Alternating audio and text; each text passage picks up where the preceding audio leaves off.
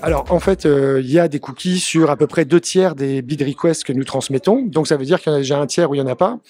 Et ce qu'on observe, c'est qu'on a, nous, déjà, de toute façon, toujours eu des ciblages cookieless, qui soient contextuels ou autres. C'est notre fond de commerce depuis toujours.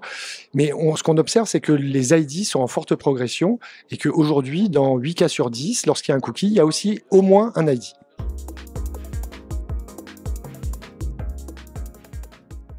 Alors, on a regardé ça sur une semaine en mai, sur 1 milliard de bid requests sur lesquels on a volontairement bloqué soit le cookie, soit l'ID, soit les deux, pour voir quels étaient les écarts de valeur. Le premier renseignement, c'est que mettre un ID sur un inventaire qui n'avait pas de cookie, ça crée de la valeur, puisque ça multiplie par 2,5 le nombre d'enchères qui vont être portées sur cet inventaire. Donc, pour la partie des inventaires chez les éditeurs qui aujourd'hui ne sont pas porteuses de cookies, avoir au moins un ID, eh bien en fait ça va permettre d'avoir beaucoup plus de propositions. Alors si on met ça en comparaison avec ce qu'on a quand on met un cookie, ça n'a rien à voir puisqu'un cookie c'est x4. Mais ça tient beaucoup au fait que le marché est encore très drivé par le cookie et que les habitudes de tracking aussi font que les acheteurs n'ont pas complètement bougé leur modèle.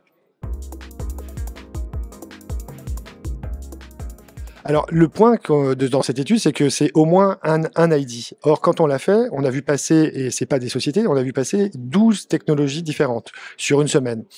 Ça veut dire que c'est un peu compliqué aujourd'hui pour les éditeurs parce que si le cookie est un identifiant comme un autre, c'est quand même l'identifiant qui a le plus gros reach aujourd'hui.